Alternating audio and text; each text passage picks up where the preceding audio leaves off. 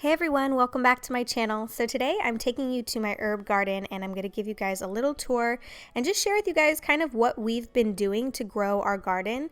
Now I will say we are not professional by any means, and I think when it comes to gardening it's just a hobby that you kind of start small. We had a small little garden when we lived in the apartment. We had the tiniest little patio balcony and we started with just a few plants, and then we both became increasingly interested in gardening and just the benefits of it, you know, cooking with it.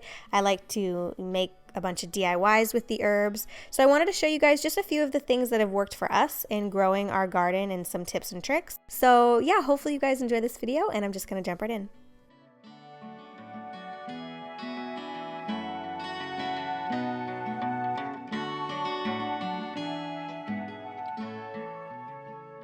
So I'm going to start by giving you a quick tour of our herb garden.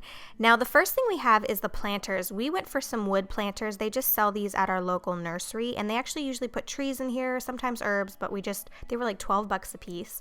We lined them and then put the potting soil inside them, which I will show you that in a second. And then we have kind of your more common herbs. We have sage, we have parsley, thyme, rosemary, mint, basil, and today I'm going to be adding some oregano to the herb garden. There are certain plants that like to be around each other and others that don't like to be around each other. So for the mint, we actually moved the mint because it wasn't doing well, but then it kind of popped back up here. So there's a little bit of mint there. The rosemary kind of tends to take over wherever it is and just grow wild. So that's why I pick it and use it a lot for DIYs. And it seems like the more it's picked, the more it grows. So it's one of those kind of plants that likes to be picked. And then Oliver made that for us. That's a little birdhouse we like to put in the garden. So first and foremost, try to pick an area that gets at least 6 hours of sunlight. This gets shade in the morning and at night, but at least 6 hours of sunlight in the day. After you've chosen a pot or planter, you want to fill it with high quality organic potting soil and then organic fertilizer. I'm putting just about 2 or 3 shovelfuls of the fertilizer in, and then I'm going to rake it so that it's well mixed. Then I'm going to give it a nice spritz of water so that it's damp. So I didn't start this planter today. Obviously, I have a few herbs already growing in there, but I had some room for more. So I am going to make sure that the soil is nice and damp, but I have been watering those herbs, and I just wanted to add a few different ones. So I'm just going to spritz it with a little bit of water, make sure it's nice and wet. And then, you know, I'm a little bit of an impatient gardener in the sense that you can start with seeds, but it's going to take a lot longer, and I like to transplant. So you can just head to the nursery or Home Depot, and you can get a plant like this. I'm just going to cut that little plastic ring around. So you want to dig a hole big enough to fit your herbs, obviously. Make sure all the roots are covered and that it's nice and snug in there. So I'm just kind of moving around a little bit of the soil. I still have some more room in this planter to add, maybe 1 or 2. You want to bunch them close together, but not too close together so that they do have a chance to grow and kind of spread out a little bit. So also, I like to kind of group the herbs by delicate spring herbs, which are more like chive, parsley, dill, and tarragon, and then hardy Mediterranean herbs.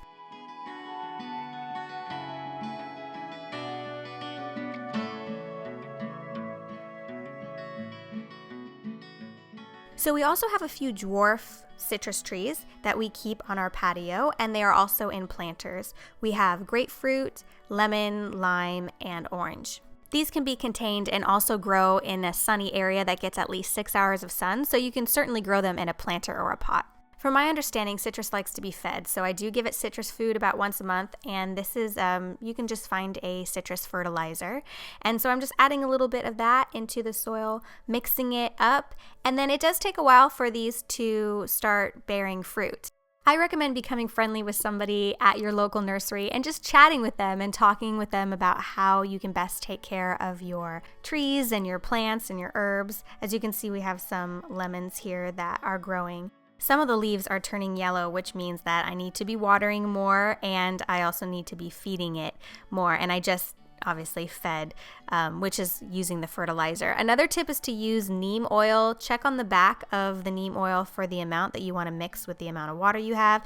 But I'm just creating a little spritzer bottle. This is natural. This is a natural way to get rid of those pesky bugs that can get in the way of growing herbs and citrus. And so you just spray a little bit wherever you're starting to see that. Safe for pets and kids. So it's kind of like a natural way to get rid of those pests.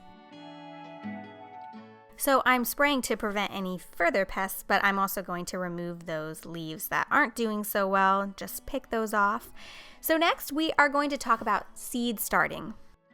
Now I mentioned that I'm a little bit of an impatient gardener and I do prefer to transplant, but you could start with seeds, which is a little bit, well, much less expensive.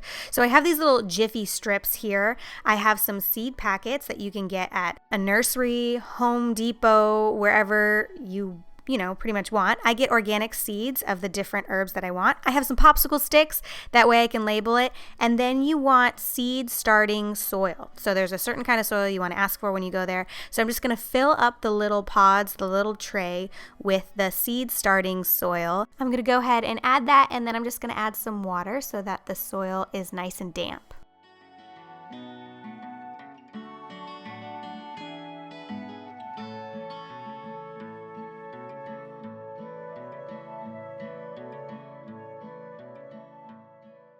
Next, I'm going to take a Sharpie and write on the popsicle sticks which herbs I plant.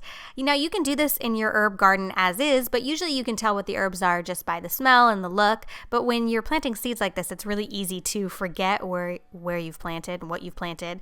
So I'm just going to put those little popsicle sticks, and I'm going to do 2 pods for each of the seeds. Now, like I mentioned before, these seed packets run anywhere from $1 to $2.50. So you can plant a significant amount of seed starters with this method and save a lot of money. So really you just need 2 seeds per pod. So I'm just going to make a little hole, put 2 seeds in there, then cover the hole, and I'm going to do the same. And then I'm going to just continue to do this with each type of seed.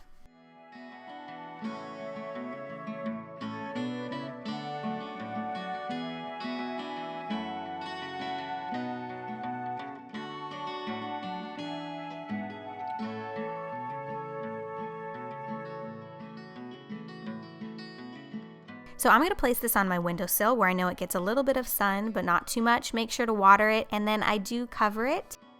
And in 4 to 6 weeks, you should start to see your little herbs start to sprout. So another option is to make potted herbs and DIY seed bombs. This is something I kept seeing kind of everywhere and wanted to try, which was basically ripping up bunch of newspaper, putting it into a bowl, adding some water, sticking it in the food processor, getting it nice and kind of mushy, and then we're going to make little seed bombs.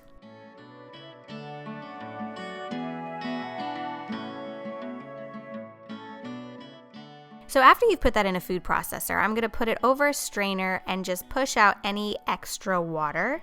And then I'm going to grab some silicone molds, and I'm going to start filling the silicone molds with this kind of mushy, wet newspaper.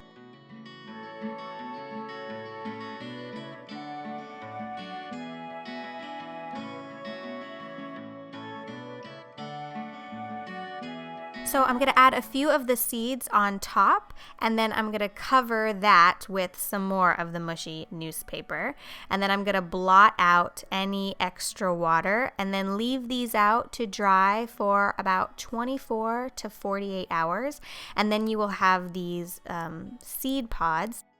I took a pot, added some potting soil, and then I'm going to put one of the seed pods on top of the soil, then put some more soil over the seed pod, water it, and then just continue to water it every day. Keep it so that it's kind of like a wet sponge, and keep an eye on it and cross your fingers. Hopefully in 4 to 6 weeks you will have a little plant start to pop up.